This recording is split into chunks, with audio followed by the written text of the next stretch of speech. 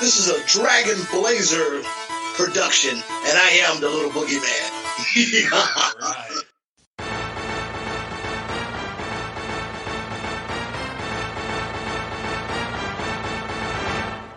Coming down the aisle, it's the podcast tag team champions of the world, the Rage and Blaze Show.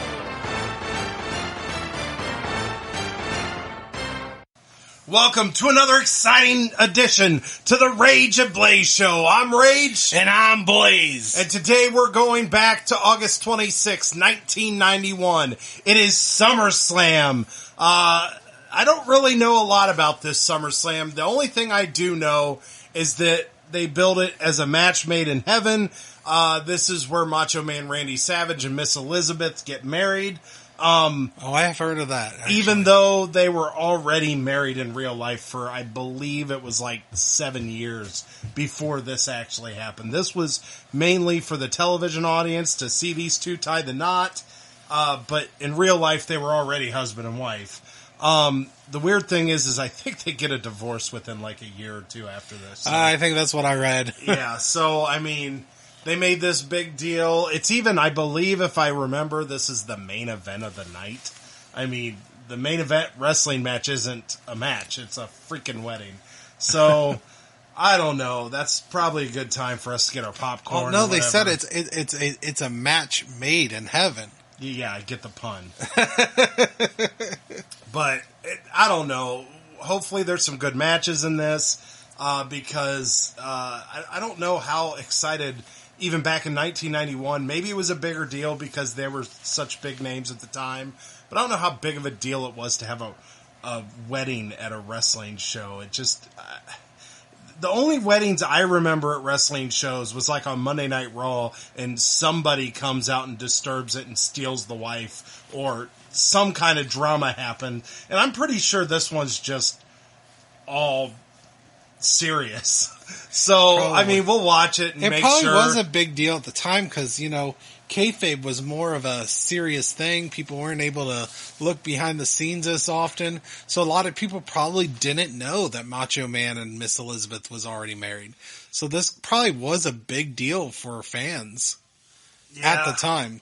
Nowadays, we would have heard a thing like, well, they got married like 7 years ago. I read it on Twitter. Could you imagine, though, back in 1991... you spend your hard-earned money to buy this SummerSlam pay-per-view, and instead of getting, like, Hogan versus the Ultimate Warrior or something badass, you get a wedding at the end of the show. Something you actually paid to watch. This wasn't on... well, keep in mind, this was pre-Monday Night Raw, but this wasn't on Saturday night's main event or anything. This was literally on a paid pay-per-view. Well, to be honest with you, it's probably better... this will probably be better than the Hulk Hogan versus Andre match in WrestleMania 3. So you need to stop that slander. My goodness, that man picked that man up and power slammed him. That was awesome. I watched John Cena catch Big Show jumping off the top rope. It's not that impressive. Oh my God. That was impressive. John Cena was impressive. But this man is a hater, and we're gonna lose listeners. It was a terrible match. Anyhow, don't you just love how Blaze just crushes on your childhood? He just everything you remember golden and awesome, he just pisses on. I care not about your childhood. Just remember, this guy did have an Ultimate Warrior wrestling buddy when he was a kid, and he idolized the Ultimate Warrior, but he shits on every match I think he's ever done. Actually, no, I've had a lot of Ultimate Warrior, depending on the opponent, has been like that Ultimate Warrior versus Macho Man match I said was probably the second best match we've watched on this podcast. Okay, well maybe that match, but you kind of shit on the Hogan Ultimate Warrior match. Because it wasn't very good. Oh, jeez. Okay. It was still better than that Hulk Hogan versus Andre match. Okay, so before we get started, is there anything on your mind you also like to shit on? Well, I'd like to shit on frickin' Batista. Wait, not what Batista. About Batista? Wrong person to bitch about. Frickin' Raw Goldberg. Goldberg. Yeah, idiots like you love him. I've never been a huge fan of Goldberg. I'm sorry. Unfortunately, because I know that wrestling's not real, the fact that he had a streak means not a damn thing for me. He wasn't never that impressive to me. That was so exciting when the streak happened, though. Like, when you were living through it, that seemed awesome. That was great for wrestling. I always just found Goldberg to be a boring character. Just not very interesting. The only thing I like about Goldberg is this jackknife. I do like the jackknife finisher. You don't even like his spear? His spear is like one of the best spears in wrestling. It's fine. Oh my gosh, that dude just annihilated people. Back when he was in WCW, he annihilated people with that spear. I just complimented his jackknife. His jackknife is a cool finisher. I see spears from many other wrestlers, and don't get me wrong, I enjoy the spear, but I never looked at Goldberg's spear and was like, man, this is way better than all the rest. I think he was the guy who turned the spear into... I mean, there was people after him, but really, who was using the spear before him? He might have been... I mean, Rhino might have been using it in ECW, but not in a broader... people didn't know him as well unless you were watching ECW. People didn't really know Rhino as well as they knew Goldberg when Goldberg's streak was going along. Oh. Edge was probably a little bit afterwards, well, yeah, right? No shit. I'm trying to remember. No, you might be right. I mean, it might have been. I guess as a modern fan, I've looked at spears throughout the ages. There's a lot of people that do them now. I agree. Oh yeah, but Goldberg kind of originated that move. I'm not saying he invented the spear. I'd have to look it up and see if he's the first guy in professional wrestling to do a spear. I guess I'm not educated enough to know if that's true. I'm willing to bet Rhinos did it before him. But on a different program that wasn't as well watched. Fair enough, but still. And his wasn't a spear. His was a gore. Yeah, the gore was a good one too. That was a good spear too. But no, I just remember in the late 90s, Goldberg literally spearing people, and it looked like he drove them down to hell. I mean, he was turning guys inside out with that spear. And I'm sure there was bad spears because people didn't sell it as well, whatever the deal is. But the guys that sold that move, I mean, it looked devastating when he was using the spear in the late 90s during the streak. I mean, to me, it had more impact than the jackknife powerbomb. And don't get me wrong, that's a good finishing move, but that spear just... I guess a big part of my problem is Goldberg has all the charisma of a saltine cracker. Oh, dear Lord. He has no charisma. He's boring. You just have no respect for the big guys that come in and look just dominant. Like, you even already confused him with Batista, which I'm guaranteeing you put Batista in that same category, don't you? I like Batista as an actor quite a bit, so I don't hate... We're talking just sheer wrestling. In wrestling, I wasn't a fan of Batista either. Okay. So you didn't like Batista. Not quite as... I will say he is more charismatic as an actor, just maybe because the roles he's been given gives him that, than he ever was as a wrestler. I didn't dislike Batista, but I never thought his character... He was dominant in the ring. With I don't think his character was ever great. With Batista, he was so much better as a heel. He was a really good heel. But as a face, no, I can't stand Batista as a face. I don't ever want to root for Batista, but I love him as a heel. Goldberg, I've never looked at Goldberg in any, I don't know if he's ever been a heel. He's just a boring cookie cutter face. Yeah, WCW tried to make him a heel towards the later years. I didn't really watch as much WCW, so I don't think I ever really got to see his heel stuff. But, he just never did it for me. His charisma he's just boring. He comes out, who's next? Like, that's a catchphrase. It was a good catchphrase. Oh, whatever. Because he was in a streak. So the question was, who's next? Yeah, I get where it came from. I get that. Yeah, because if They he sold said shitload of if he shirts. said more than those 2 words, nobody would give a damn what he says. He didn't need to say more than those 2 words. Uh, I mean, I always liked Goldberg. He was a badass. well, here's my problem, okay? You know, I'm a wrestling fan, okay? I'm a wrestling fan, not a UFC fan. I'm not a boxing fan. I mean, I guess I enjoy those programs. They're fine. I like them. But when I see wrestlers, you know, I'm not looking at them. Now, sometimes when they're like super athletic, they're entertaining for me. But I like the charisma. I like the showmanship of wrestling. That's why I enjoy this sport. You know, I know that it's scripted. I know all that. So I need that. I need that connection with the wrestler. And unless you're just that impressive in the ring, which I never found him that impressive other than I like his finisher, he did nothing for me. On the other hand, Stone Cold is not the best wrestler, but damn, that man, like, he owned that ring. He owned that mic. He was amazing to watch. He was an amazing character. Goldberg just not a character to me, and I just never got into him. For me, number one, I'm loving the Drew McIntyre stuff. I think he's phenomenal. I like Drew McIntyre. I think Drew's phenomenal. And to me, him versus Goldberg is a really good main event for Royal Rumble for one major, major reason. I don't know what's going to happen. I don't know if they're going to have Goldberg win it and head on to WrestleMania. I'm surprised they're not saving this match, to be honest, for a WrestleMania main event. But I think it's more likely. Want to know what I love about it? Goldberg going for the title at Royal Rumble means that somebody who wouldn't have been in the Royal Rumble will be in the Royal Rumble. So, you know, I kind of like that.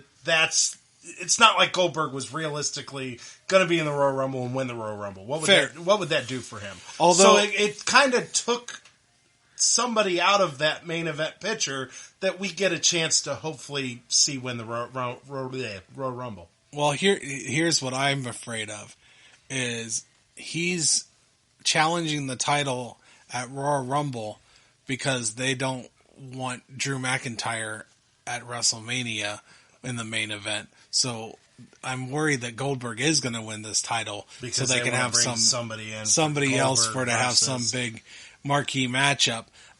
Yeah, I believe that's a possibility that Goldberg could end up facing somebody else, and that's a shame because I think Drew's a legitimate flag bearer.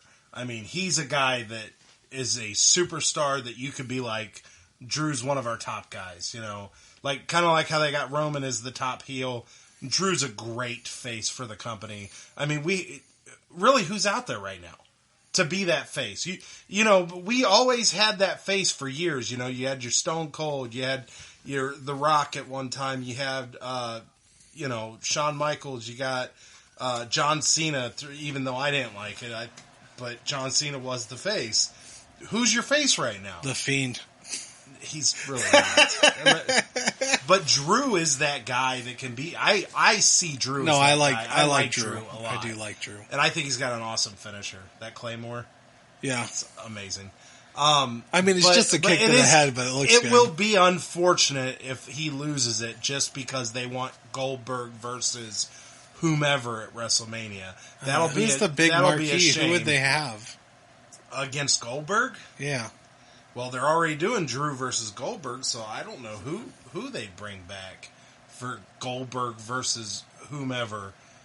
It's hard to say unless they're bringing, like I just said, somebody back. I mean, I'm not 100% sure who that person is. Unless maybe Edge is coming back. Edge versus Goldberg. Would that be a good marquee match? I believe Edge does have like a contract where he's wrestling so many matches a year. Well, we haven't seen him We haven't seen him in a while, and what better time to come back is WrestleMania time? Yeah. So, but I guess I don't know. And what that would kind of is. disappoint me too. But because I guess the positive is the fact that Goldberg is taking away. Somebody else gets to be in a Rumble. I get that. I think that's a good idea. I would like to see Drew, especially if we get to have fans in the audience for WrestleMania, there are rumors. There are rumors that we might be getting a new venue over instead of the Thunderdome, where we're going to have like fans sporadically out in the bleachers like they do in football, where they're separated and stuff, and like a limited amount. And if we get actual fans at WrestleMania, like, I want Drew McIntyre to have that moment in front of the fans. I agree with that. He kind of got the last WrestleMania could have been special for him, and the way it was done, I don't know if it really is going to come across in the history books as, oh my gosh, what a moment. No, that WrestleMania that's COVID WrestleMania. That's the big thing people are going to remember about that WrestleMania. Unfortunately, it's not going to be Drew. It's going to be, this is when COVID started and we couldn't have fans, and it was just awkward. There's also rumors, and I'm really hoping this is true. There's rumors that this next WrestleMania, we're going to get the pirate theme like we were supposed to have in Tampa Bay for last year, that they couldn't do because of COVID, which I really want. I was really looking forward to the pirate-themed WrestleMania. I hope they do that again and do it right. Because there was supposed to be some really cool entrances that were rumored. Giant pirate ship that was going to be it was supposed to be a really cool venue look. I hope they go back to it. It was really cool looking. We shall see. COVID definitely changed. COVID changed the everything. World, but okay. So I think it's about time we should get into this. SummerSlam 1991. Let's get started. All right. Okay, so the show starts out advertising, the wedding and all the matches and blah blah blah. We got, but anyhow, after we get through that, we get the first match of the night, which is a 6-man tag match, which is pretty cool. Yeah. I mean, this isn't Survivor Series or nothing, and all of a sudden we get a 6-man tag match. Not elimination, though. It's just a regular 6-man tag. But you have the team of Power and Glory, which consists of jacked up Jake the Snake Roberts and Paul Roma, and the Warlord with Slick in the corner, versus the British Bulldog. That was Hercules. The Dragon, which is Ricky the Dragon Steamboat, but they call him just the Dragon in here. And then unpainted Ultimate Warrior. I'm surprised you didn't even say jacked up Steve. I will get there. I forgot. But yes, you also have jacked up Stone Cold completely Steve got Austin. all these wrong. Like half of the match you got wrong. No, I'm pretty sure. No. I'm pretty sure. No. Sorry, I was watching some SNL clips. So, but anyhow, it was a pretty good match. I had no real big complaints. It was fun. It was fine. It was a fun match. 6-man tag, great way to start off SummerSlam. I mean, you had the Dragon in there, or Ricky the Dragon Steamboat in there, so I thought it'd be maybe a little bit better, but it wasn't bad. It was just, I mean, there wasn't enough of him. How about that? Can I make that complaint? There wasn't enough of him, but he did end the match with a good flying crossbody, and this was a fun match. I thought this was a good way to kick off SummerSlam 91. Yeah, it was fun. It was a good way to kick off SummerSlam. I agree, and honestly, my only complaint is that this is the first time we've seen Ricky Steamboat since I think it's been 2 or 3 years in the show, or in the wrestling pay-per-views. So it's been a while. In fact, I'm almost willing to bet WrestleMania 3 might have been the last time we saw him. Yeah, I don't remember if we saw him at all afterwards. Since. And so, I mean, we're at WrestleMania 7 we just did. I'm guessing he went off and worked for WCW. WCW. So, this first time we see him, we get to see a pretty cool entrance. In fact, probably the coolest entrance we've seen of this on this podcast so far. because they really haven't done a lot with entrances. Yeah, he came out in a lizard outfit and Dragon. spit hot lava. Fire. It's a good time. Fire and a dragon outfit. My biggest complaint was they called him the Dragon. Like, I don't recall... I guess I don't remember as a kid him ever being called just the Dragon. That's Ricky the Dragon Steamboat. It's possible. So I don't know why that got changed. Don't know if this is the only show they do that or if this is how they're going to refer to him. Hopefully we get to see him in more shows before he disappears again. But... this was a treat to see him. It was pretty cool. And yeah, you're right. The entrance was awesome, blowing fire up in the air.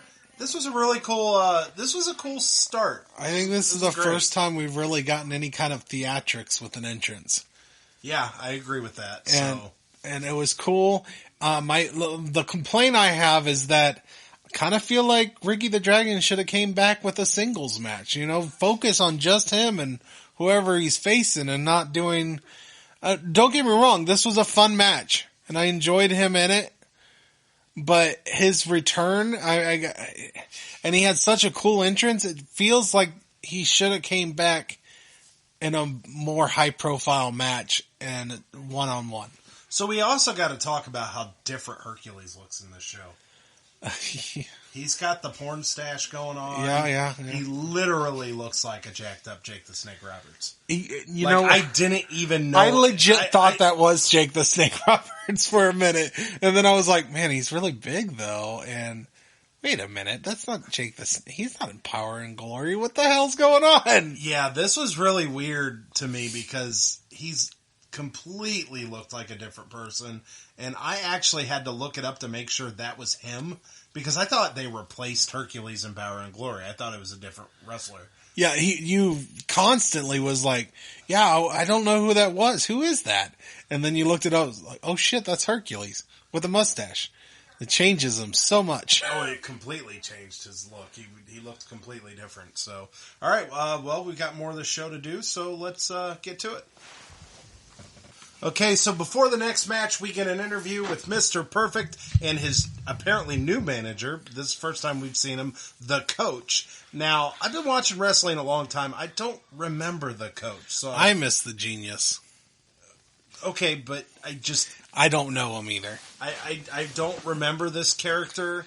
I don't know how long he's going to hang around. But anyhow... he's talking about his upcoming match against Bret the Hitman Hart for the Intercontinental Championship. So we are done with the Hart Foundation, it appears.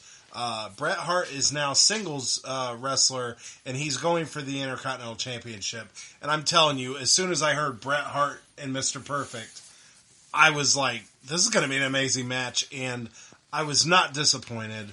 This match was phenomenal. It was 18 minutes of great wrestling. And to be honest... this is probably one of the top two matches we've watched on our podcast so far. It was a pretty great match. Yeah, I don't think I can argue with you on that. I mean, it was a very good match, and really enjoyed it. These two are fantastic in the ring. They're good storytellers in the ring, and Mr. Perfect is one of those oversellers that does it so well. Oh yeah, some of the Bret kicked his legs out from under him, and he just, oh my gosh, it was amazing. There was also a suplex Bret put on that was just phenomenal, and it was just, this match just had it all.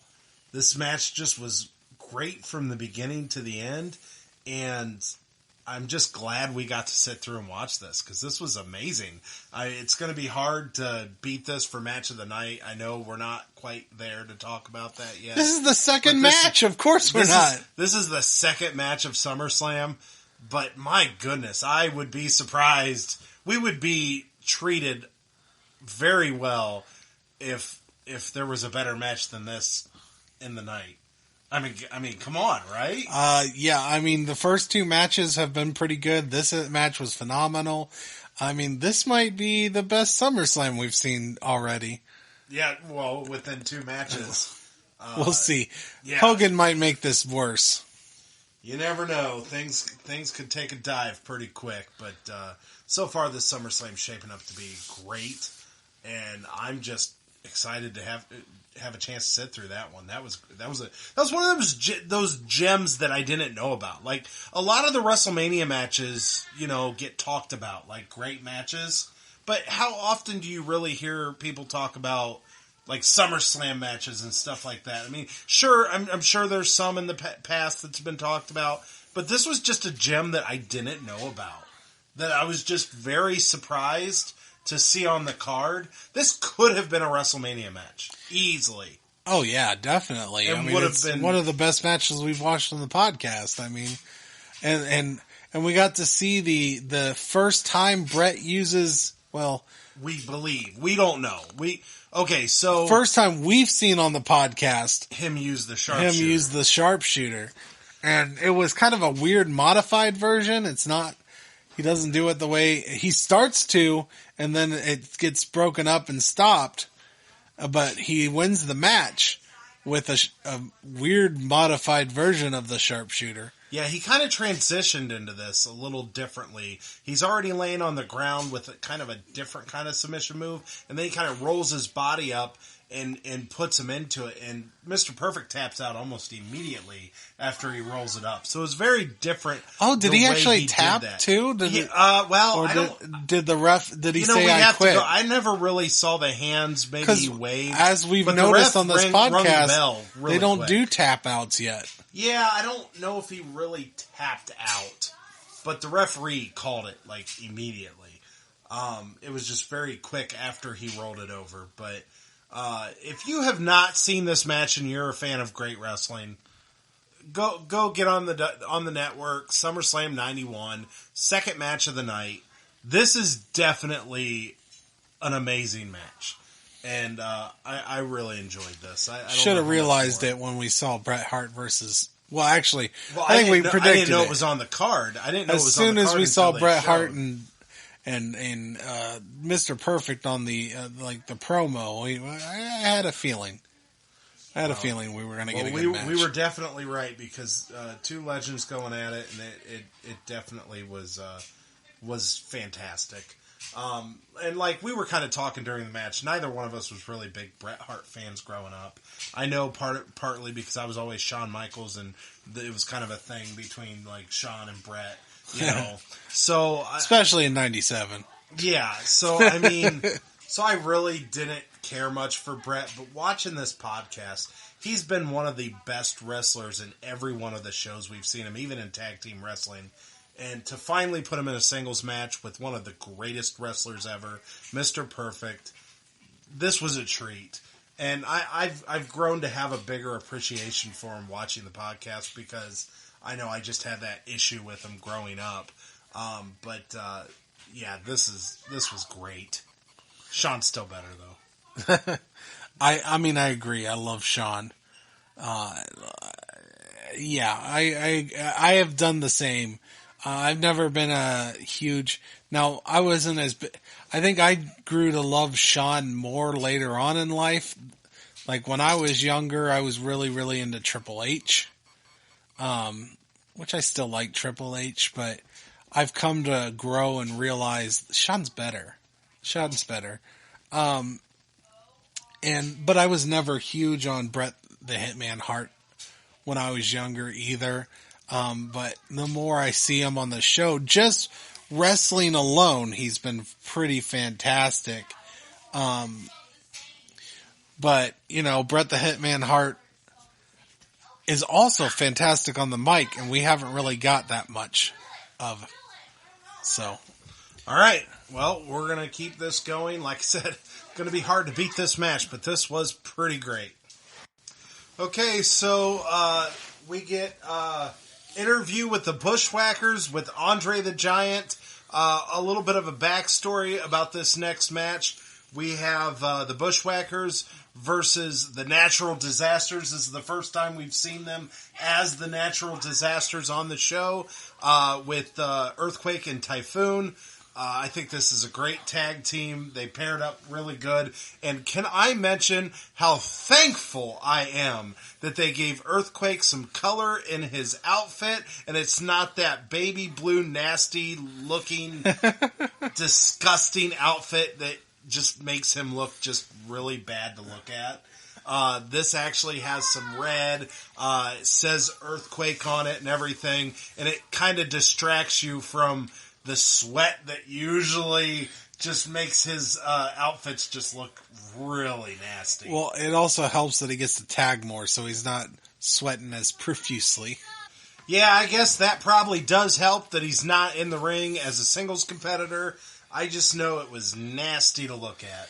Like, just his outfit and the way he sweat, he's just too big of a man. And he didn't look clean, to be honest. He still doesn't, but he looks better in that outfit than he did before. He's just not a very pleasant man to look at all. So, but anyhow, this match comes underway. Andre's in the corner, and to be honest, this wasn't a bad match. It wasn't.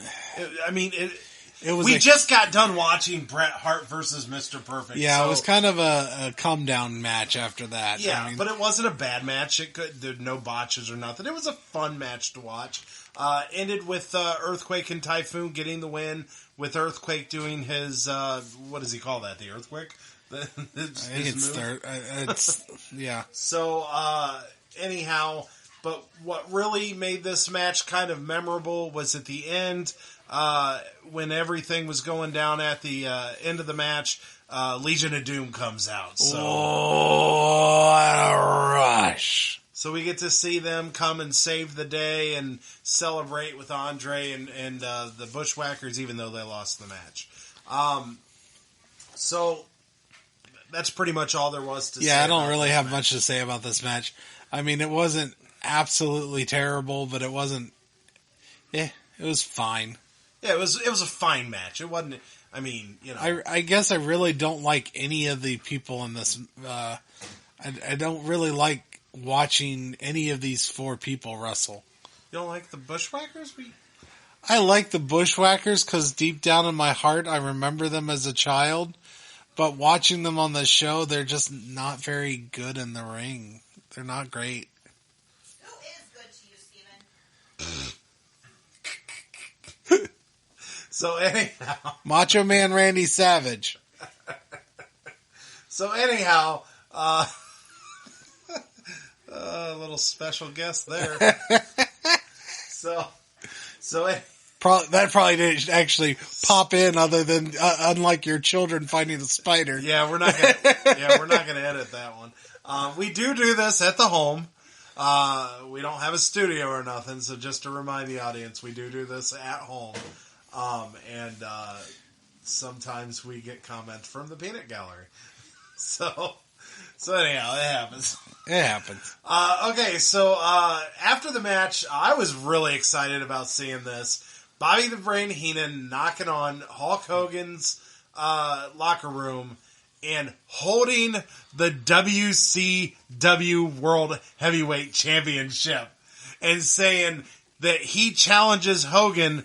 He is the real champion, and referring to the first mention on our podcast, the Nature Boy, Ric Flair. Woo!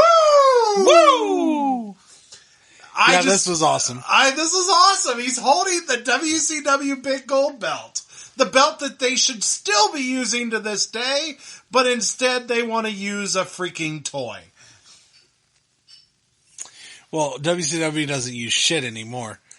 I know, but that was like one of the greatest things that came out of WCW was the big gold belt, and we've had it in WWE for years. And it just kills me that they don't use that title anymore, because that title is so iconic. There's the Winged Eagle, and then there's the big gold belt. Those are my two favorites. I love those titles. So yeah, this was a cool segment, though. Okay, so the next thing we get is Macho Man Randy Savage talking to somebody on the phone about his honeymoon, and don't tell Miss Elizabeth where we're going on our honeymoon and everything. So this was just getting everybody hyped up for fucking wedding, I guess. So, fast forward after that, we get the $1 Million Man talking about his upcoming match against Virgil, and apparently he is putting the $1 Million title on the line. Yeah. So this was a pretty good promo. $1 Million Man, Ted DiBiase, doing what he does best. He's got Sherry with him now, as we know from the last pay-per-view.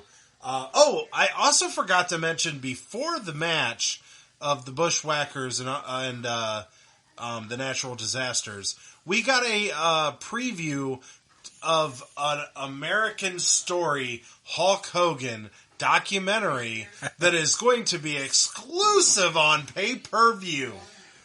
We're not covering that. No, we're not covering that. I just think it's silly that they have a documentary. Unless you all just want me to shit all over that. I just can't believe that, they did that as a pay-per-view. I mean, why not just announce it as a home video? Just kind of odd.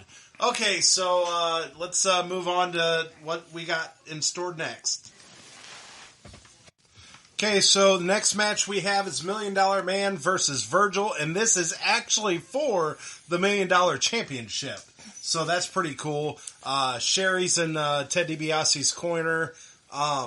This was a pretty fun match, I thought.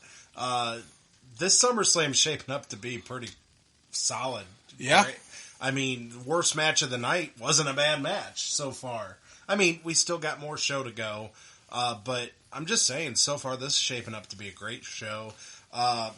You had some shenanigans going on with Sensational Sherry hitting Virgil in the back of the head with the $1 Million Championship, while Virgil had the $1 Million Dream move. I thought Virgil wanted the $1 Million Championship. She was just giving it to him.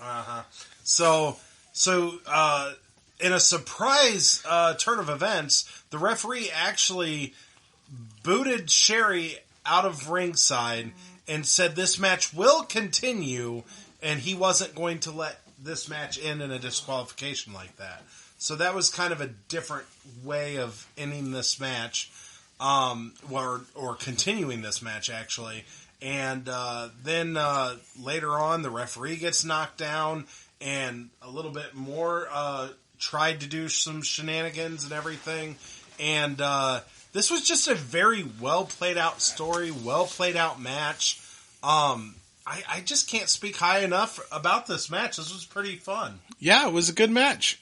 It was a really good match. And I mean, $1 Million Man does kick the referee, and somehow that doesn't get you disqualified. But I guess he was groggy and didn't realize he was being kicked. I don't know. But yeah, and then Virgil wins it because $1 Million Man decides to expose the turnbuckle, and Virgil takes advantage. And yeah, this was a good match. It was a fun match. Love seeing Rowdy just like going off on the sides. Yeah, he was definitely being a huge cheerleader for Virgil.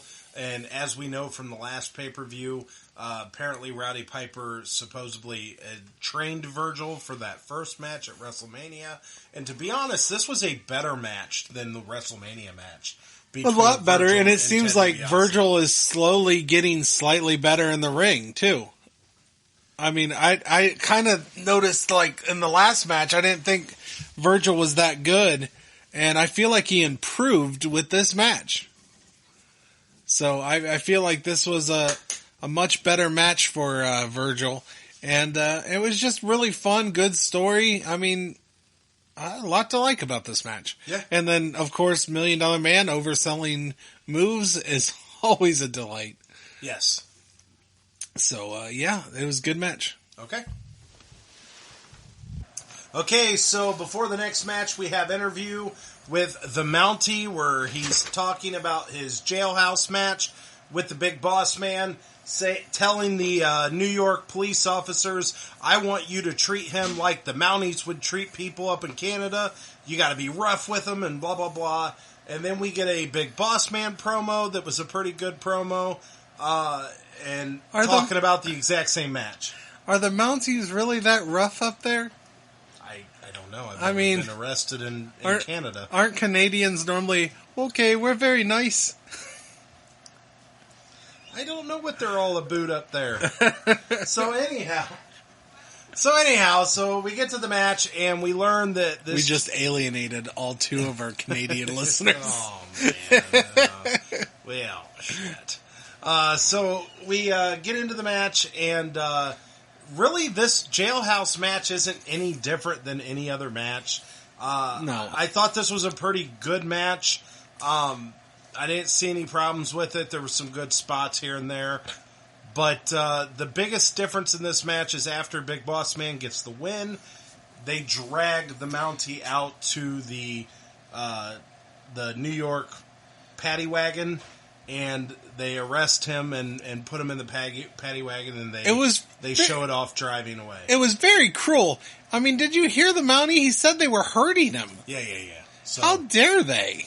Well, he's the one that said rough him up at the beginning of the match. Well, he didn't mean him. So anyhow, this was an interesting match. Listen. Like I said, it just wasn't. There was no real anything to the match except for what happened at the end of the match. Yeah, this was just straight up a singles match. It wasn't a jailhouse match, other than he gets arrested at the end of the match. But there was no stipulation to. You know, you don't have to put cuffs on him. You don't have to throw him in a police car. It was just, you get the pin and you win. But yeah, other than the fact that we were told this was a stipulation match and there was no actual stipulation, it was not a bad match. There was a stipulation. Whoever wins the match, the loser goes to jail. Yeah, I guess the outcome was a stipulation, but the actual match. I was very interested when they said it was a jailhouse match, because I really thought maybe there was going to be more to it. But essentially, it was just a normal singles match. Yeah, that's all it was. With a stipulation at the end of the match. So, but this was a fine match. It was a good match. All right. So real quick before the next match, we get a whole slew of interviews. First off, it starts with $1 Million Man complaining about his match, saying that basically the match should have never even started because Virgil hit him from behind, and that he's never seen in the history of the WWF a match being stopped the way it was and recontinued. So he was all irate. Next thing we get after that is a Bret Hart interview where we hear him refer to himself as the excellence of execution and talking about how he is now the new Intercontinental champion. After that, we get an interview with the Natural Disasters, complaining about the Legion of Doom getting involved in their business. I couldn't focus on this one due to Earthquake's massive... Yeah, he decided to pull the singlet down to where now we get to see his full belly and chest. It was... Anyhow. So, next thing we get is Big Boss Man, who he talks about his match. And then we get Mean Gene Okerlund interviewing the Macho Man Randy Savage. Apparently there's a 900 number you could call to talk to Macho Man during this. I don't know. They kept talking about call the 900 number. So there's some kind of WWF hotline, I guess, that apparently during this day you could try to talk to the Macho Man. Right. Then we get our first of several very comedic Mountie footage of the Mountie being taken out of the paddy wagon and brought into the police station. They also try to take his picture, but he refuses to let him take his picture until you hear one of the police officers in the background say, "I heard the Big Boss Man kicked your ass." So then he was like, "What? No!" And then they took his picture when he stopped covering his face. But he did. What? Kick his ass. Yeah. So then we get an interview with the Nasty Boys. Apparently they're about to defend their tag team titles against Legion of Doom. And then after the Nasty Boys walk away, they talk to Jimmy Hart about the Mountie getting processed, and Jimmy Hart is explaining how he's going to get his lawyers involved. This isn't going to stand. So then we go back to the jailhouse. We see the Mountie. This is the mugshot. I guess I got ahead of myself. So this is where the mugshot happens. So then we get a Legion of Doom interview, and they are talking about their match with the Nasty Boys, and they also talk about the natural disasters, and they do their thing, and, what a rush, Right. So then we go back to the jailhouse, and the Mountie is they're trying to get his fingerprints. He's like, "You're not going to get my fingerprints." So then he gives them a finger, yeah. He gives them a finger, flips them off, and they use that finger and start fingerprinting him. So it's very, very convenient for them. So then we get an interview with Sergeant Slaughter and his team. They're going to be in a handicap match against the Ultimate Warrior and Hulk Hogan later. And that was an interview that was pretty good. Sergeant Slaughter's always pretty good on the mic. Yeah. Then finally we get an interview with, and this is the first time we have seen him, Sid Justice, also known as Psycho Sid or Sid Vicious. But Sid Justice is being interviewed. He is going to be the special guest referee in that handicap match. Yes. Yeah, it was interesting seeing Sid. I haven't seen Sid in a long time. I don't know if I ever realized he was in the WWF this early. Yeah, I believe, if I'm not mistaken, I think he is in the main event at WrestleMania coming up. The next one we watch. I see. So, all right. Let's move on to, looks like the next match is the Nasty Boys versus Legion of Doom for the Tag Team Championship. Okay, so the next match, Legion of Doom versus the Nasty Boys for the WWF World Heavyweight Tag Team Championships. This match was a lot of fun. It was awesome, actually. Yeah, it was a good tag team match.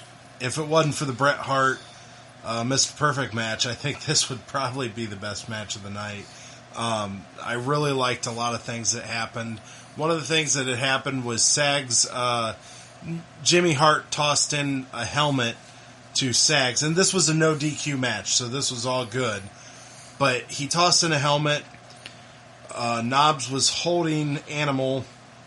I think it was Animal. Yeah. Was holding Animal in the ring. And he went to go hit Animal in the head with the helmet. And, of course, Animal ducks out of the way. But the funny thing is Sags actually stops himself from hitting Knobbs, which is usually what you see on a typical thing. Well, Animal had ducked, and he was still kind of down from ducking, and Sags ends up hitting him in the back of in the back with the helmet. So I just thought it was kind of a really neat spot that it was just kind of different than what you normally see. Yeah. Usually you got the one guy ducks, and then so the other heel hits the other heel in the head, accidentally, and it was different than what you usually see. So I really enjoyed that spot. Maybe I enjoyed it a little bit more than I should have, but I just thought it was a really cool spot. And then of course the LOD gets the Doomsday Device on the Nasty Boys, and they win the titles. New WWF Tag Team Champions. And the crowd went wild. Like, the crowd was just loud for LOD. They were LOD's pretty awesome. Yeah, they are awesome. They, but the pop they got, it was huge. And then you see kids everywhere with, like, foam LOD pads, all in the crowd. So they were hot at this time, like super, super hot. Yeah, they were. And, I mean, as a person who was a kid in the 90s and 91, I wish I would have had some of those pads, man. I know. We could have had pads and been like a little tag team, Rage and Blaze. I know. How did we not have those pads? Those pads Because were awesome. because 91, Probably had to have them. we at didn't the really watch a lot of wrestling. I mean, we were probably watching it with our stepbrother a little bit, but we didn't really get into it until later. Yeah, fair enough. This was awesome. This match was awesome. And another thing I'd like to point out is this is the third title change of the night. We've had the Intercontinental Championship change hands. We've had the $1 million title change hands, and now the tag team. They titles. even say that it was the third title of the night. So yeah, well, I mean, they're actually taking that $1 million belt pretty seriously now. Well, at yeah. this present time. So it's just kind of cool that we've had 3 title changes already. I'm kind of curious who all has held the $1 million belt other than $1 Million Man. I'm Is sure. it just Virgil, or did somebody else ever win it? I don't know. We'd have to maybe Google it. Guess we could Maybe Google it. find out. Google it, or watch the podcast to see if anybody else wins it. We could do that, but then we would never see it change hands on, say, like a Saturday night's main event or something like that. So, okay, let's keep moving. Okay, so we end up getting a segment here with the Mountie. He is being dragged to his cell, and he is pissing and moaning and complaining about them hurting him, and it's just for comedy and everything. So Yeah, he's just whining like a bitch. yeah. So then next we get a match between Erwin R. Shyster and Greg the Hammer Valentine. And this is the first time we've seen IRS on our podcast as IRS. We've seen him as a tag team back in the day. I am never a fan of seeing IRS. Yeah, I bet you're not.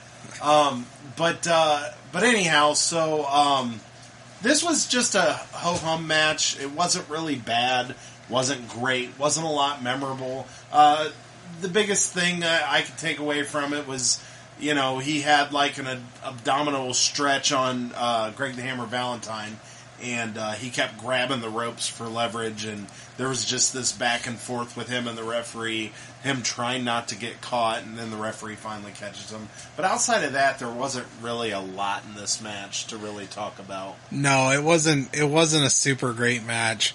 I was expecting more too, because I remember IRS as a kid, and I was kind of looking forward to this match. Like, hey, this is our first time seeing IRS. I remember him. Nothing really happened. I mean, he won by essentially not shenanigans, but I think he did pull hair or something. But it was kind of a roll-up that he managed to get the leverage on, and he wins like... it was just kind of blah. Yeah, not much to say about this match. It is what it is. So, we'll just move on. Yeah, not much to talk about here. Okay, so before the next match, we get an interview with the Ultimate Warrior and Hulk Hogan, and I don't know what to say about what I just heard. Actually, it almost seemed pretty normal and pretty coherent up until towards the very end. So, what you're saying is Hulk Hogan sounded somewhat normal. Ultimate Warrior sounded more normal than... Yeah, I guess he did. For the Warrior, he sounded somewhat normal. We're not going to come by air or by sea. But he said words. Yeah, but the biggest thing that happened was the Warrior decided to chime in with Hulk Hogan with his "What you gonna do?" Like, he literally just echoed him. Yeah. And then... Which was fine. The only way I can describe this last thing was, instead of just posing and flexing, it looked like he was reaching in for a hug. But he doesn't. He doesn't reach in for... He just has his arms flexed out like it's almost a hug. But... It was very awkward, and I don't even know if Hogan knew what was going on. I don't know what it was. Hogan's like, what did I get into right now? It was just very odd. The talking was okay. The repeating Hogan at the end was weird. Sure. But then what can only be described as a possible hug attempt. The ultimate hugging.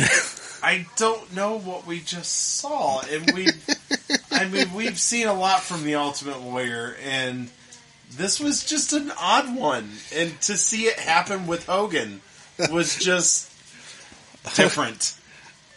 Warrior should not be a wrestler. He should be in a psych ward. I'm sorry. He's certifiably insane when he does a promo. Yeah, so now it's about time for somewhat the main event. This is technically the main event, I believe. But then we have something more beyond the match. So we'll go ahead and get to watching this. Okay, our next match is a handicap match with Hulk Hogan and the Ultimate Warrior versus Colonel Mustafa, General Adnan, and Sergeant Slaughter, with Sid Justice as a special guest referee. And this is our first podcast we've got to see Sid Justice.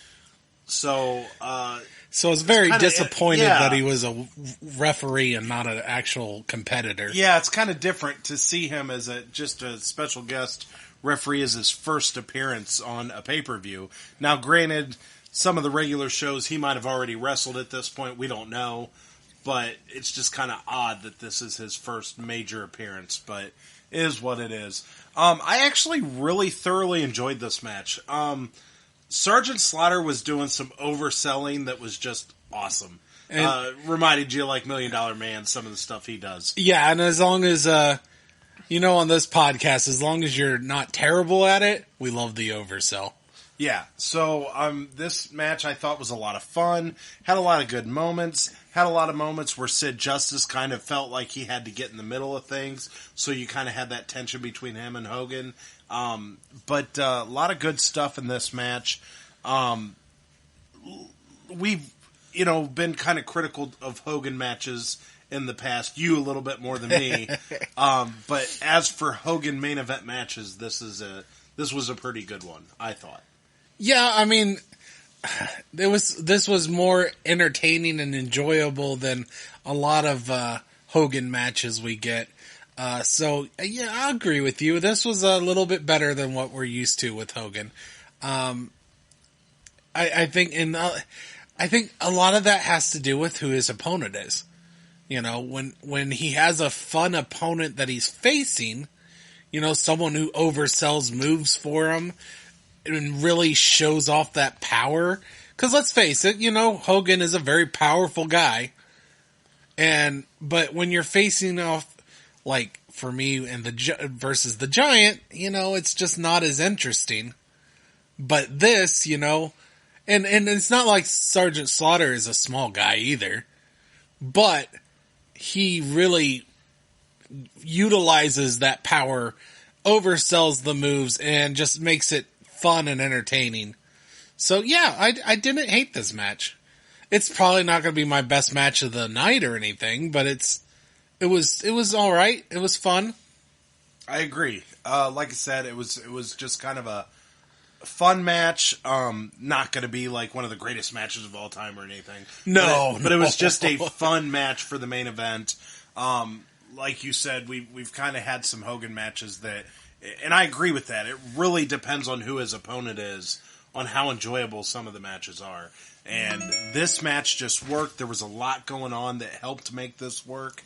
It was just a pretty good one, I think. And then, of course, we get about 4 hours and 62 minutes of Hogan posing at the end. Yeah. And for some reason, Ultimate Warrior doesn't celebrate with them. It's like Ultimate Warrior's like, nah, I'm out. Well, Ultimate Warrior chased out one of the other guys at the end of the match. So, and Hogan's like, he never came back. I have this ring to myself, so let me do what everybody wants and just show these guns. Yeah. Yeah, so So anyhow, he's posing, and as my wife is in the room, she's pointing out that apparently Hulk Hogan is going to die of skin cancer. Apparently Hogan was doing the Hogan orange... tans almost as much as our mother. Yeah, he was doing the orange look before it was cool. So I don't think it's ever been cool.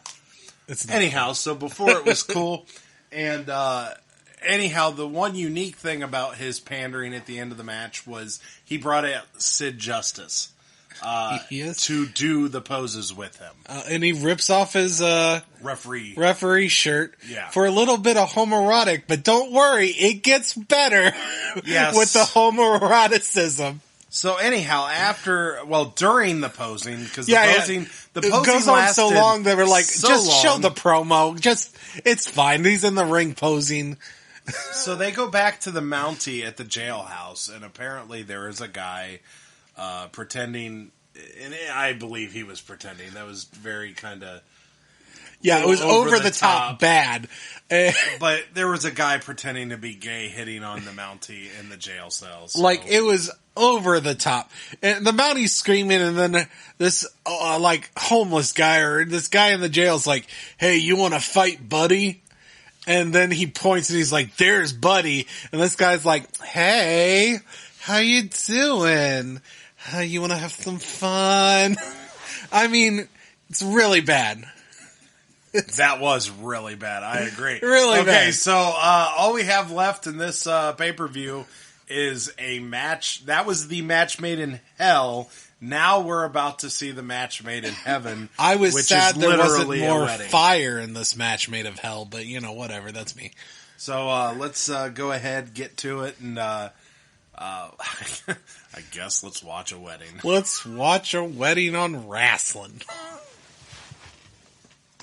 Okay, so before we get the match made in heaven, we get a video package showing where Macho Man proposed, and then we get a video package of their history together in the WWF, and then we get literally a wedding. Yep.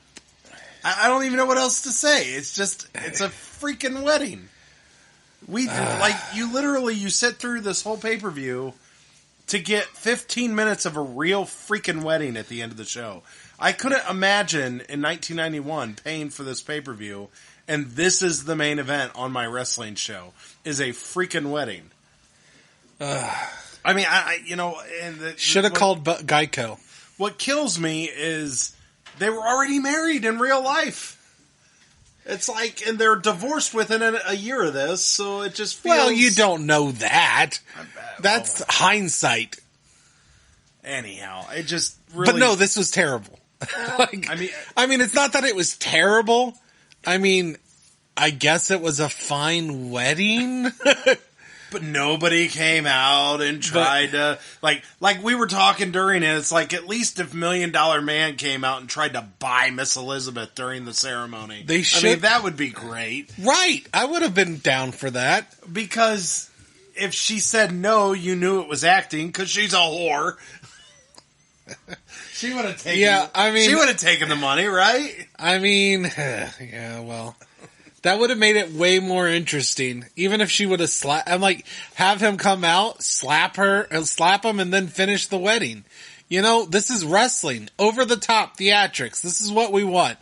We don't want an actual wedding. We could have had create WWE Network and put it on the network. Don't put it on your pay-per-view. Yeah, it could have had maybe Earthquake come out and put her over his shoulders and steal her like he's King Kong. I mean, something. I checked, and they're very close in size.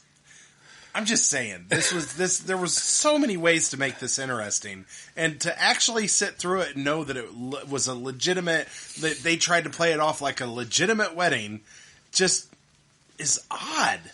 Yeah, if you're gonna do something in wrestling, you gotta make it interesting. They did not do that.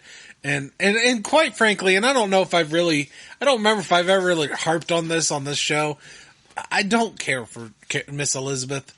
I mean, besides the fact we know how she becomes later on, like in real life, You know, she really gets into drugs and kind of being, Or yes, that. Besides that, she's just bland. Like, there's nothing interesting about her. yeah, she comes out, she smiles, kind of tee, and that's about it. She doesn't really do anything. She has no acting chops. Like, she's not interesting. Even when even when Macho Man is a heel, it's not like she normally cheats for him or anything. So she's not even interesting in that way. She's just there. She's arm candy and has no personality. Could you imagine being so good looking that you literally had to do nothing and people would like you? I mean, I can't imagine it myself, but I don't know. It's just weird. And the worst part is she got paid to do not a damn thing. Wow. But anyhow, it is what it is. It happened 30 years ago, but it's just odd. It's just odd that it happened. It's just, this is not wrestling like we've seen, we've seen weddings on like Monday Night Raw and stuff, and it just seems like we've seen things get tore apart and people fighting and women getting stolen right then and there. This was like they legitimately played this off like a real wedding. It just really brought down the show. The show is not bad. No, this actually, was a decent Survivor Series. It wasn't Survivor Series. It's SummerSlam. Sorry, I'm looking at what the next episode we're going to be doing. Sorry, my bad. This wasn't a bad SummerSlam. I don't think so, but this really brought it down.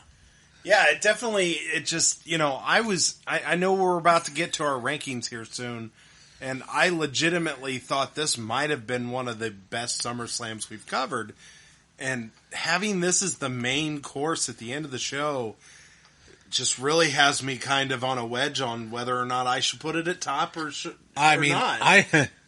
But we'll talk about that soon. I legit was watching this like, Rage, can you just cut it now? Can we be done?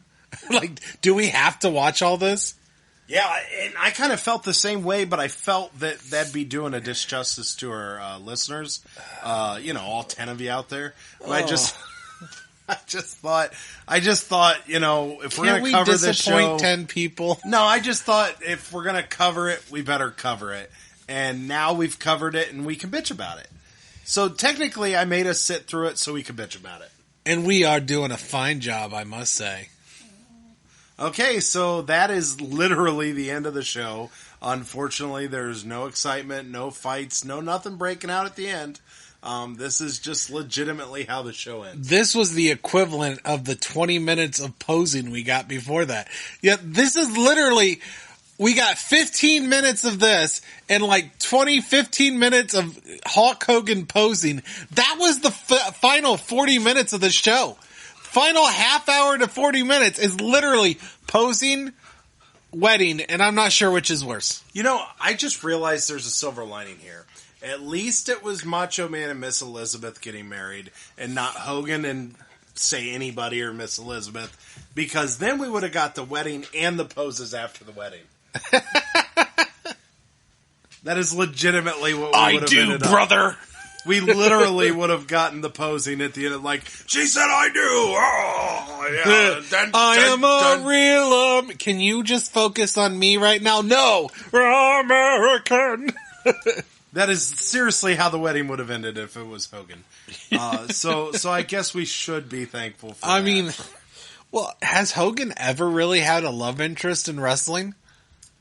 Throughout his entire career? No, but I think he's been married throughout his entire carear, though. Yeah, that's true. So I'm sure I believe he's divorced now. I don't know if he's remarried, but he is divorced now. But I'm assuming he was married throughout these years, and I don't think he ever had a official love interest or anything like that. The closest thing is when he's hitting on Miss Elizabeth, and knowing Miss Elizabeth, we don't know how serious that was. Yeah, well, there might have been something backstage there. Who knows? But I'm done talking about this wedding, to be honest. So let's move on to our next segment there. Favorite match of the night. So best match of the night, excuse me, sorry. Best match of the night for me is a no-brainer. Bret the Hitman Hart versus Mr. Perfect for the Intercontinental Championship was not only the best match of this show, but is one of the best matches we have covered so far on the podcast. So this was an easy one. It was an absolute clinic of a match. It was great. I can't argue. I think you're 100% correct. It is literally one of the best matches we've watched. And it was really good. I agree. That is definitely the best match of the night.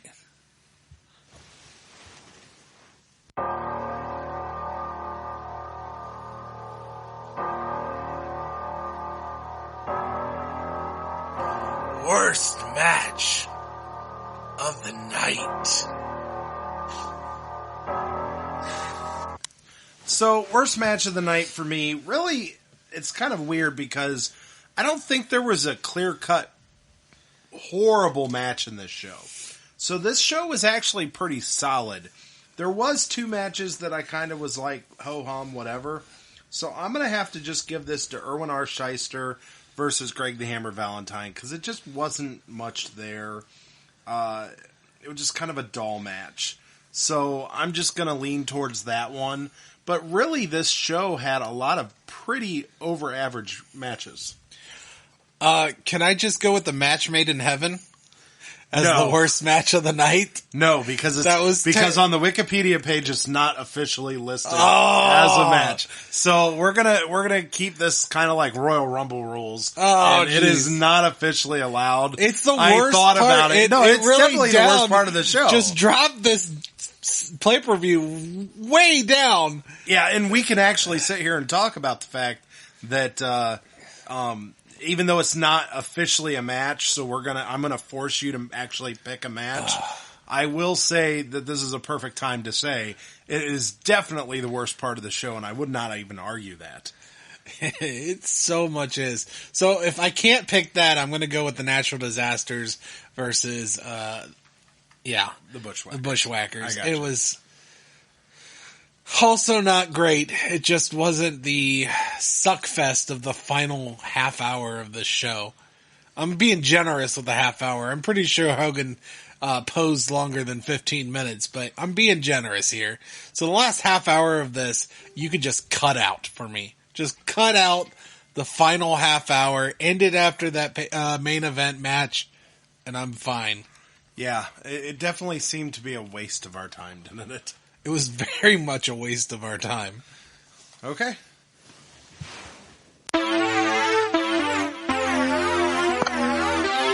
SummerSlam rankings. Okay, so I've really kind of almost talked myself into this. I've kind of struggled on this rankings because during the whole show, I kind of told myself in my head, I said, this is the best SummerSlam we have watched. And it wasn't until the very end, which I guess going into it, I knew there was a wedding at the end. Going into it till the end, I kind of felt like there's no way this is going to be topped. This has been a very solid show. So I'm going to go ahead and keep this at the top. I was going to move SummerSlam 1990 up to the top, but I don't know if the wedding's enough to drag it down. Because if you really think about it, and I really kind of came up with this decision when we were doing our match rankings, our best and worst, because I looked at the matches again, and I'm like, man, there really wasn't a stinker. I mean, and I'd have to go back and check the 1990 podcast and see if there was a real stinker there. But we haven't had very many shows where it's like, there's at least 1 or 2 stinkers on almost every show we've done. So the fact that this was a pretty solid show, and there was a few that were above average, like, I mean, the Bret Hart and Mr. Perfect match was literally one of the top matches we've seen. So I'm just going to have to keep this at the top of my list. This is number 1. Then it'll go down to 90, 89, and 88 SummerSlams. So I'm just going to keep them in order. They've gotten better every year, but I almost dragged this down and put 1990 still at the top. But I don't know if I can fault the whole show because of the wedding at the end. And I almost did. And I think, looking at your face, I think you are going to. But I just kind of had a change of heart while doing our match rankings. Just like when Dexter ruined the end of its show and lowered its greatness, this last 30 minutes really, really soured for me. Yes, it was a solid show, but I think I'm going to have to keep this SummerSlam 3, 1990, above it. I will put this at second place. So I am going to say this is SummerSlam 4 is in second, then SummerSlam 2, and then 1. And yeah. I get what you're doing, and I actually kind of almost did the same. So it's hard for me to argue with what you're doing here. But you brought up something very near and dear to my heart. Dexter is still one of my favorite shows of all time. Oh, I love Dexter. And I know the ending was just a shit show. Actually, you know what? But it still doesn't take away the memories that I used to love with Dexter. I don't know. Maybe Lost would have been a better analogy for this. Because Lost also had a very weird end to it. And yeah. I loved that show. But I guess I loved Dexter more. So Dexter's the disappointment for the end of Dexter was a little more disappointing for me. I mean, they all can't be perfect, I guess, but it just sucks when, like, my favorite shows, there's not a lot of shows that, now we're on the TV show podcast, but there's not a lot of shows, like, they get so good at the beginning and then just have a weird wrap up at the end. I think the only one for me, like, and the reason why it's my favorite TV show of all time is Breaking Bad. It had a great end. The final season's fantastic, and it was great all the way through. Like, I don't feel like there was a bad season of that show. There may be a bad episode here and there, but... Yeah, another one was Game of Thrones that I had no problem with the ending, but a lot of people hated it. And that was such a great show, and a lot of people just kind of turned its back on Game of Thrones after that ending. I didn't turn my back on it. They just thought it was horrible. But yeah, it's just kind of funny how hyped up, they all can't be Parks and Rec and end perfectly. One of my favorite shows of all time. Parks and Rec just was amazing.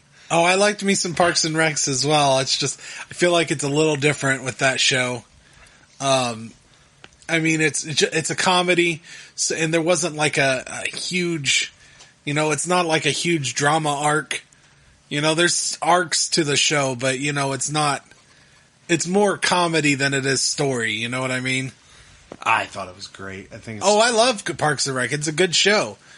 I think it literally had one of the, even though it's a comedy and not a drama and everything, I think it had one of the greatest finales of any TV show.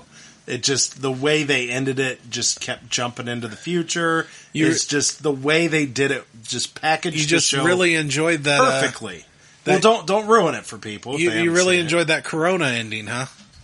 The Corona ending. Well, that was a special after the fact. I'm talking afterwards. That's the new finale. That's a TV special. That's the new finale. That's not the new finale. I'm talking about, like, not every show will wrap up their story as perfectly as they did. You know what I mean? Where they answered every question of every character literally. I mean, literally. They did it in such a great way that I feel like a lot of TV shows, even comedies, even dramas, Even they just pay-per-views. don't know how to end shows, and they almost leave more questions than answers at the end of their episode. And it's like, there's no more episodes. Why would you do that? It's like, this is where you wrap up everything. Like, Sopranos, anybody watch Sopranos?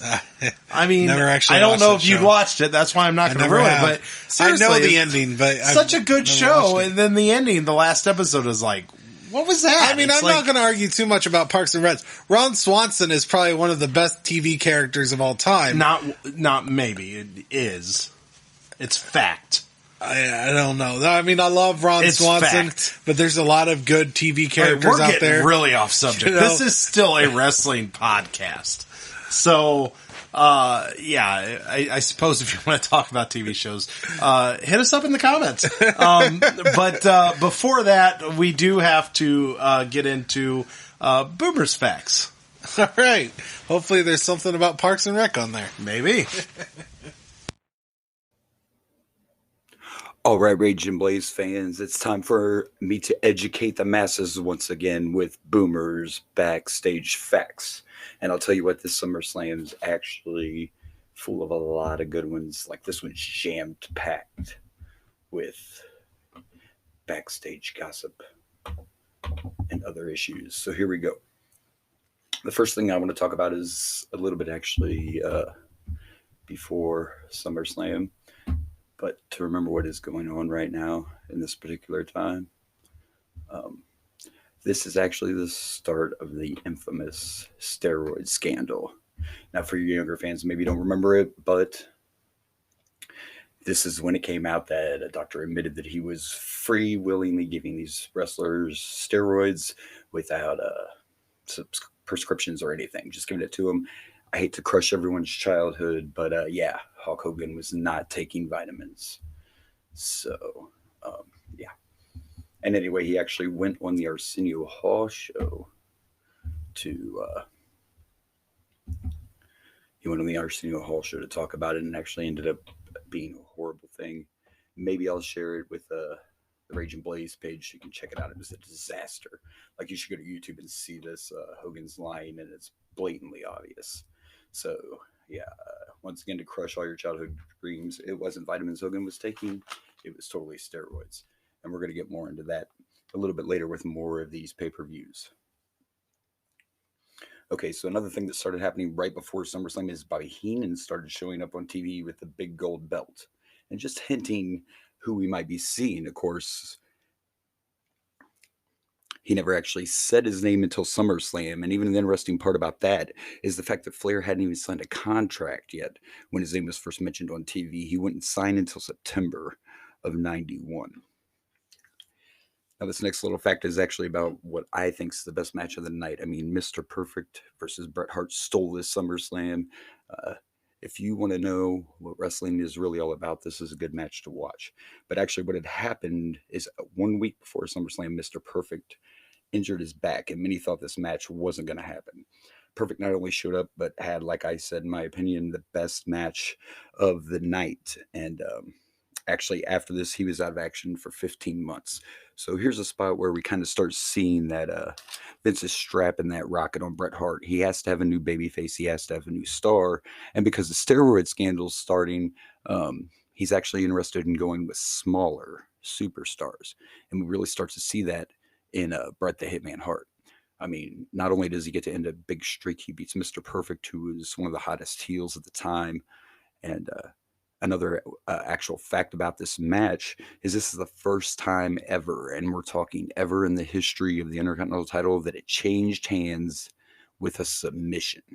So you can obviously see the signs are all pointing to, hey, we need Bret to be a really big star. And the fact that Mr. Perfect did that with an injured back and still had such a great match.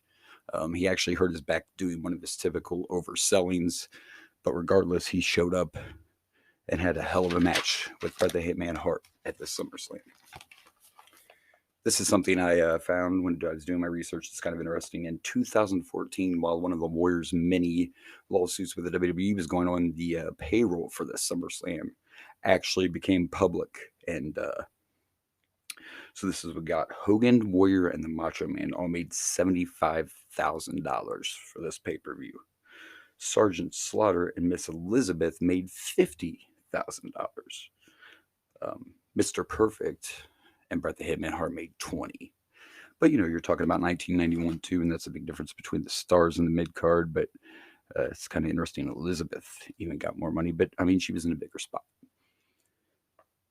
As we move on to our next fact, this was actually the last time we would see Andre the Giant appear for WWE in America. This was his last televised appearance. After this, he went on a European tour and then actually ended his WWE career doing a tour of his home country in France. And of course, you can see Andre getting worn down here. And a few years after this, he actually shows up in WCW to Clash of the Champions. But that's a whole nother podcast. Now we move on to some little backstage info on the Legion of Doom. The Legion of Doom, of course, all set to take the Nasty Boys and all set to take the tag team titles. They're coming in hot. They're going to be the best team in the WWE. They're going to be the top face team. But Hawk was actually suspended right before SummerSlam for failing a drug test. Animal said in many interviews that he did not think this match was going to happen. He was working house shows, going one-on-one with the Nasty Boys, but didn't think this would happen.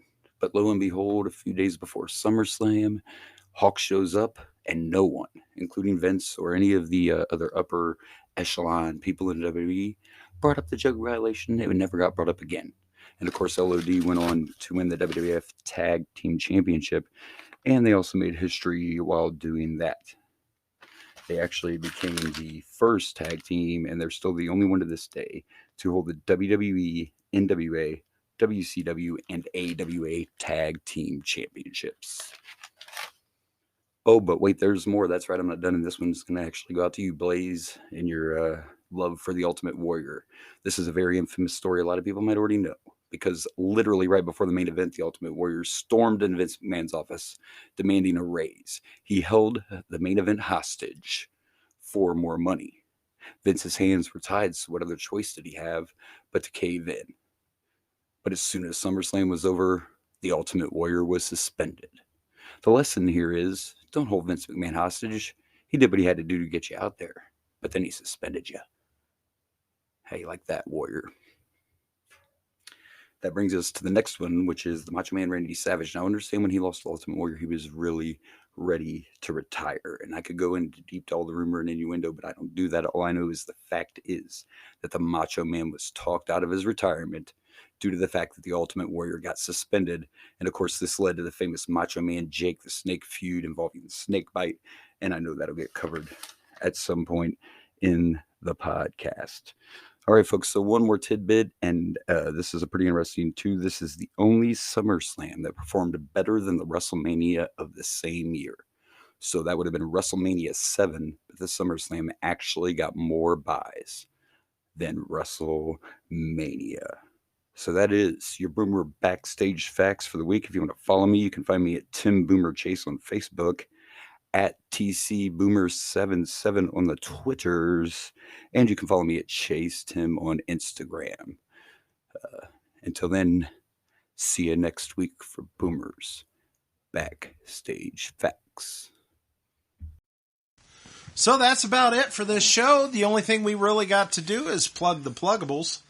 Oh, yes. Plug the pluggables. Why don't you go first? Okay, so we've got the Rage and Blaze Show on Facebook, at the Rage and Blaze Show on Instagram, and at Ricky Rayberg on Twitter.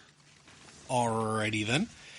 You can follow me, Blaze, at Dragon Blazer Productions on the Facebooks, the Instagrams, the YouTubes. And you can also follow me on Twitter on Dragon Blazer Pro. Is that twitter.uk or something stupid? What the fuck was that? Pardon? The Twitter. The Twitters. You can tweet me. I don't understand. Okay, so anyhow, But what? One last thing. Okay. If you want to contact us, leave a voicemail and get on the Rage and Blaze Show, because 10 people care about that. You can call 567-443-9797. 0663 and leave a voicemail. Tell us your favorite match. Tell us your favorite character in TV history. I don't care. Well, we kind of Bitch at us. It's still a wrestling show. Argue with me about the fact that Miss Elizabeth isn't one of the worst things in wrestling. I don't care. Leave your voicemail. Say your piece. We'll put it on the podcast if it's, relevant. Or if you just want to talk, I'm cool with that. Whatever. We'll talk. Okay, so this has been the Rage and Blaze Show. I'm Rage. And I'm Blaze. And good night from Rage's Pit.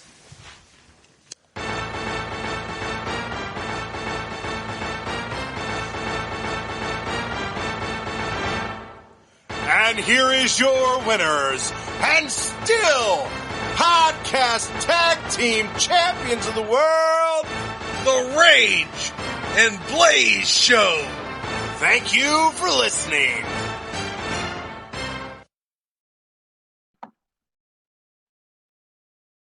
Hey everyone, this is Blaze from the Rage and Blaze and the Boomer and Blaze Show.